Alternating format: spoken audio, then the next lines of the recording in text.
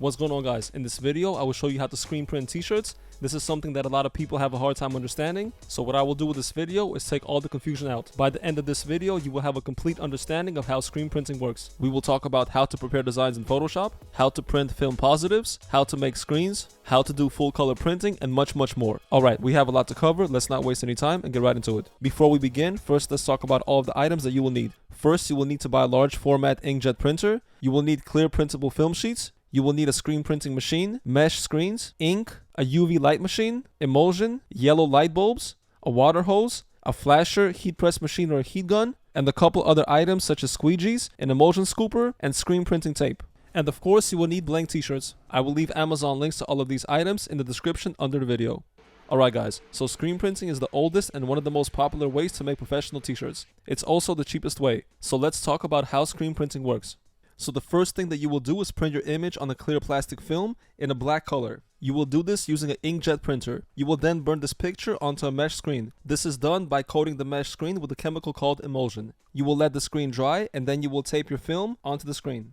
You will then shine UV light onto the screen. When UV light hits the emulsion, it hardens, and the parts that are not hit with light, are image printed in black, stay soft. You then remove the film, rinse out the soft parts with water, and you're left with a stencil. You place the stencil on the screen printing machine, and you use a tool called a squeegee to push ink through the mesh onto the t-shirt.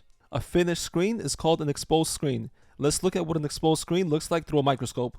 So the polyester netting or the mesh screen holds the dried emulsion. The green stuff right here is the dried emulsion. When UV light hit the emulsion, it became hard, and the black ink that was on the film, these parts are washed out with the water hose. These parts were not exposed to UV light, so they did not harden. When they were washed out, they left a hole in the emulsion, and through these holes, we're going to push our ink onto the t-shirt. So the screen mesh's job is just to hold the emulsion into place. Alright guys, so for our first example, we're going to make a very simple one color design. I want to make sure you guys understand the basics first. Let's talk about how to make a film positive. Photoshop is the best and easiest program for screen printing. We're going to print our film using an Epson WF7820 printer. This is a large format inkjet printer, and we're going to be using 13 by 18 inch films. This is a perfect size for t-shirts. Alright guys, so we're going to open up Photoshop. We're going to click on inches, type in 13 by 18, and select 300 as the resolution. Click create. Now the next thing we're going to do is type in registration marks into Google Images. We're going to get this image right here, and we're going to drag it into Photoshop. We're going to resize it to make it a little bit smaller, about this big. Now the next thing you're going to do is right click right here and make sure you have percent selected. Then click on view, new guide, vertical OK, and we're going to drag this to the center, so to 50%. So right there. Let's zoom in, and we're going to bring it up just a little bit.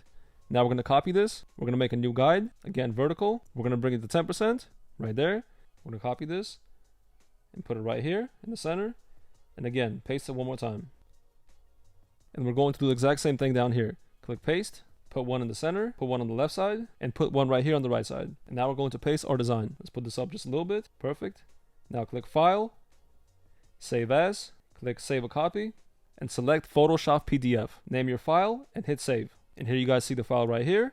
The next thing we're going to do is click File, Print, select black and white. For paper size, make sure you have Super A3 selected, and hit print. Make sure that you guys print on the correct side. Also, what you guys should do is go in your printer settings and select glossy mode. This way the printer is going to lay down more ink. And what I suggest you guys do is print 2 films, put them together and tape them. Making screens is going to require a little bit of practice, and so what this will do is make your ink much more darker and no light is going to get through it. This is going to increase your chance of making a good screen. The next step is to make our screens. Back in the day, screens were made from silk, which is why a lot of times this process is called silk screening. But these days, the mesh is made out of polyester. Let's talk about the different types of screens that there are. Mesh screens come in wood and aluminum. Both are going to work fine. However, over time, wood is going to warp. And the reason for that is because you guys are going to wash it with water. So aluminum frames are a much better option, but they are slightly more expensive. Screens also come in different mesh counts. The mesh count is the measure of how many threads of polyester cross each other per square inch. For example, a 110 mesh screen would have 110 threads crossing each other per square inch.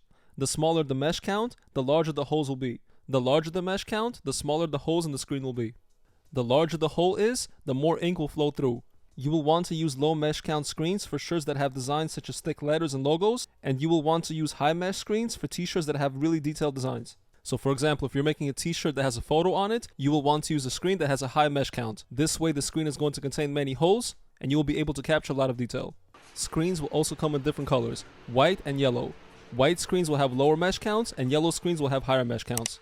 If you're going to be using high mesh count screens, be sure to use water-based inks and not plastisol inks. Water-based inks will be able to go through the small holes, whereas plastisol inks won't be able to go through. Many different companies make different types of mesh screens, and some will have small differences. For example, one company might make a 150 screen mesh, and another company might make a 156 screen mesh, or 196 and 200.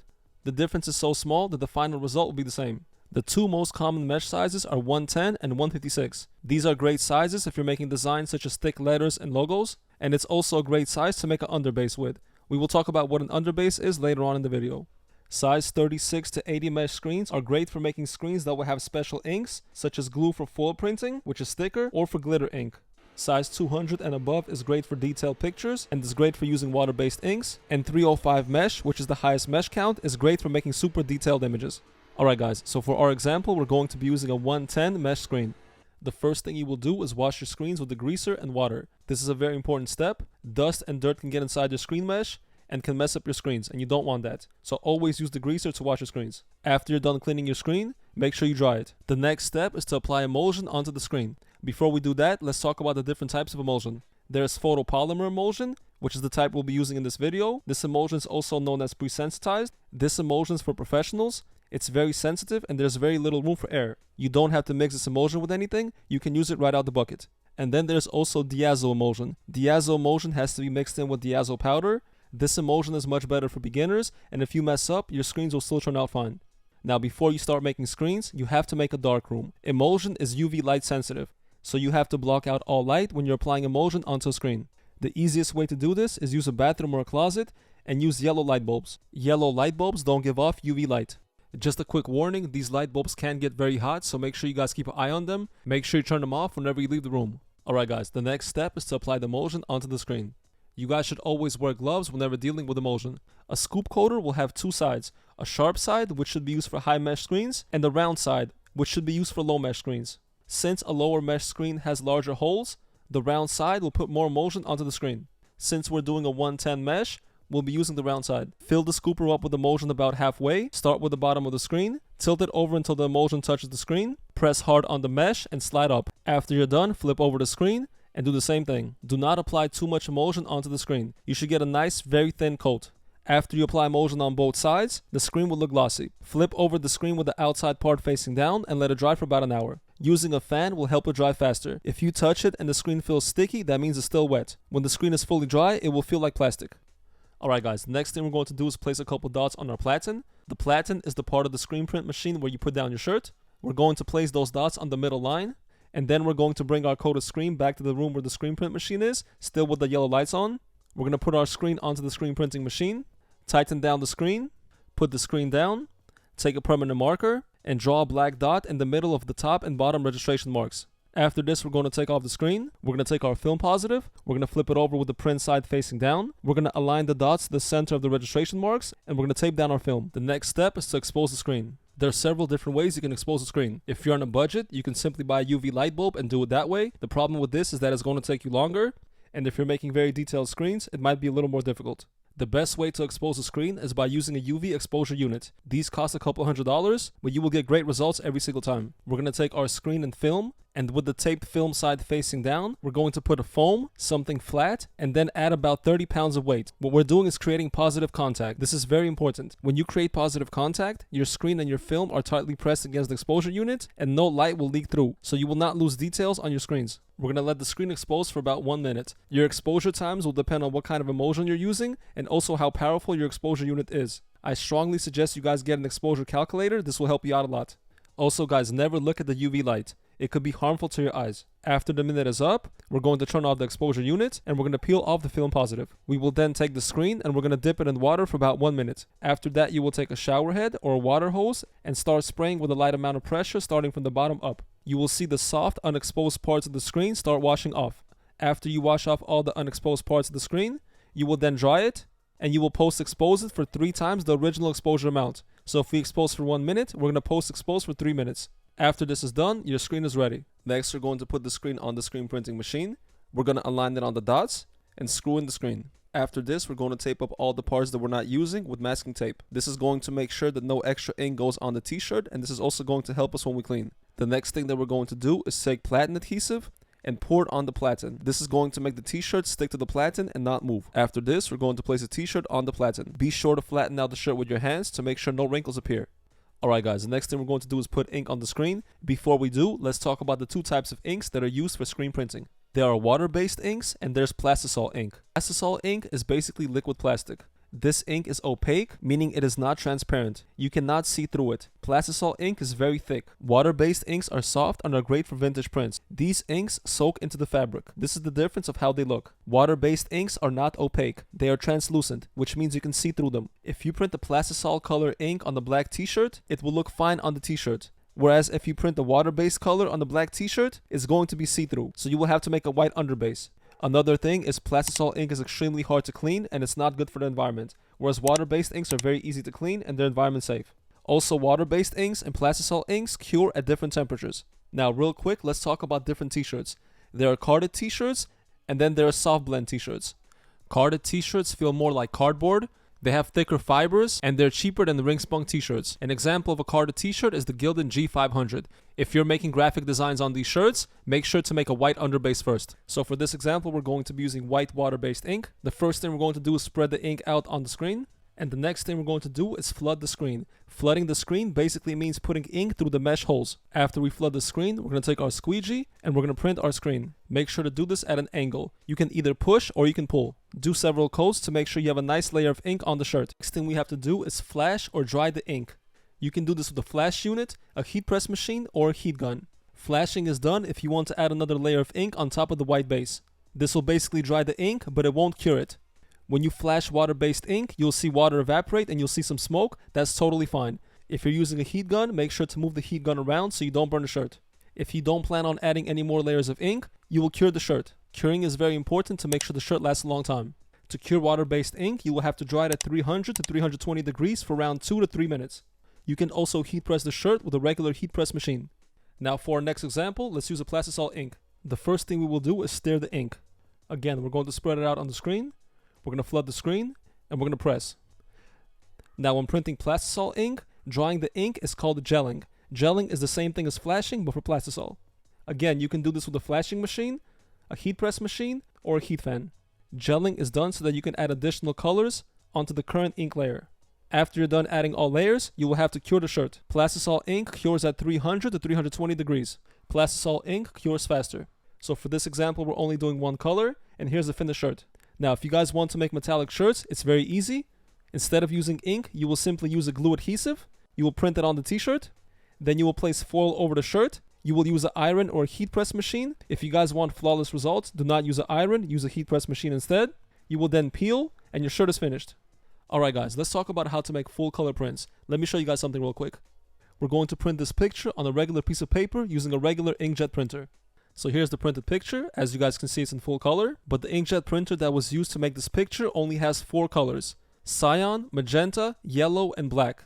These 4 colors can make thousands of different colors. The inks are translucent, meaning they are transparent. When the colors are mixed, they make a new color. And that's exactly the same for screen printing. The same exact thing can be done with screen printing water-based inks. This is called CMYK printing. CMYK printing should be done on white or light garments. If you want to print CMYK on a black t-shirt, you have to make a white underbase first. So let's make a CMYK shirt. So we have to print the film positive for each color to make our t-shirt. We have to print the film for cyan, magenta, yellow, and black. Let me show you guys how to do this.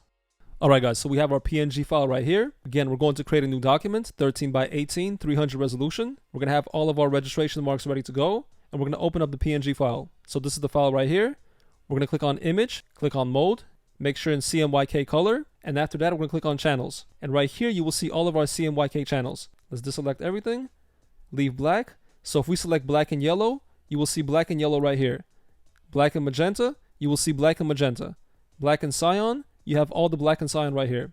If we just select one color, for example, magenta, the image will turn black. And all of this black that's on the picture represents all the magenta that will be printed on the picture. If we click cyan, all this black right here represents all the cyan that will be printed. If we select yellow, this is all the yellow that will be printed. And this is all the black that will be printed. Now let's select magenta. Let's zoom in on this picture. If we zoom in, you guys will see this picture is made up of several different colors: white, black, dark gray, and light gray. Now we can't make a screen like this. we can only make a screen that has pure black. So this is what we're going to do. We're going to click on image, click mode, click bitmap, click OK. Make sure 300 is selected, halftone screen, OK. Now the frequency is going to be whatever our mesh screen size is divided by 4.5. So if this is going to be a 230 mesh screen, we're going to divide it by 4.5, and that's 51. You're always going to divide the screen mesh by 4.5, and that's going to be the frequency number. The angle for black is always going to be 45. The angle for yellow is always going to be 0. The angle for magenta is always going to be 75. And the angle for cyan is always going to be 15. So since this is magenta, we're going to click 75. Make sure round is selected.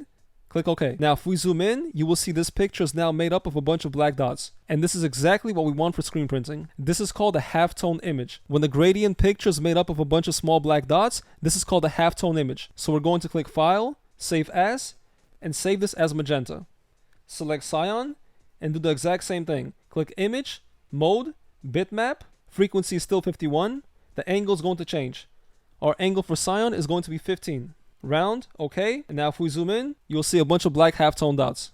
We're going to click File, Save as Cyan. Command Undo, and now do the same thing for yellow and then black. Alright, now we will print all of our positive films and make the screens. So now we're going to make our screens.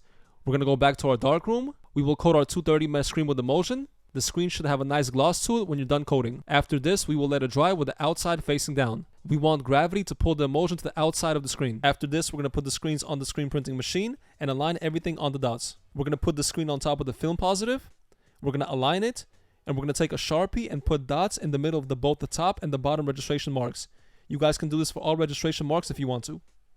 We will then take off the screen, flip it over, take our film, place the film with the printed side facing down, align it on the dots, and tape the film to the screen. After this, we're going to expose the screen with a UV light machine. After we're done exposing, we will take off the tape, we will wash out the screen, dry it, and post-expose. We will do this for all screens.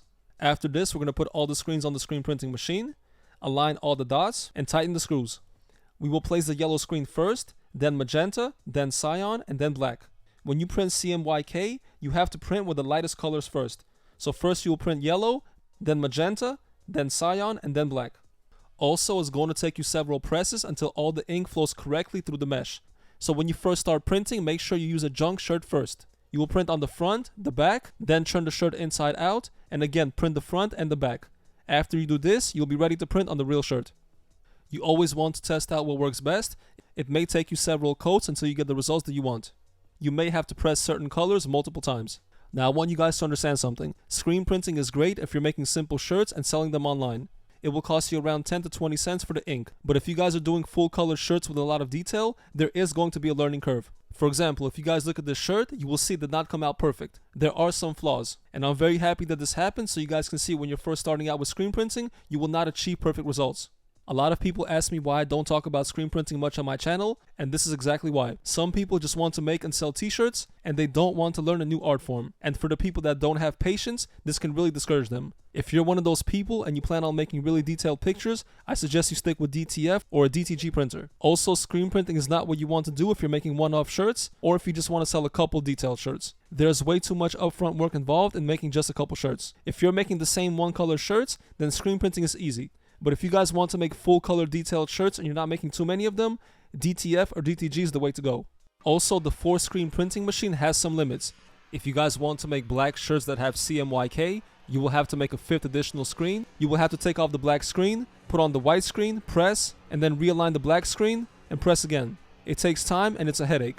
If you don't want that headache, you will have to get a machine that has 6 screens. This way you'll be able to make black t-shirts with no problem. Also, if you guys are making really detailed designs such as photos, I strongly suggest you get a screen printing machine that has micro registration. One of the best ones for this is the Riley Hopkins machine. With this machine, you will get really precise prints. But if you guys want to make simple t-shirts and sell them on Etsy or eBay, this 4-screen machine will get the job done without a problem. Some screen printing machines will have multiple platens, and that's if you want to make a lot of shirts quickly. Alright guys, now say you want to make a simple 3-color shirt such as this one right here with the Chicago Bulls logo. You would simply import a logo into Photoshop, separate the colors by layer, and print each color in black. Then you could pick your own ink such as white, black, and red and print your designs. You don't need to do CMYK. You can also pick special inks such as metallics, glow-in-the-dark, and glitter inks. This type of printing is called spot printing. Also, just so you guys know, after you make a screen, if you don't need to make any more prints for that screen, you can use a motion remover, remove the cured emulsion, and make a new screen. Alright, I hope you guys enjoyed the video. If you did, please hit the like button. It really helps out the channel. Subscribe. And if you have any questions, feel free to ask in the comments below. And I'll see you guys on the next one.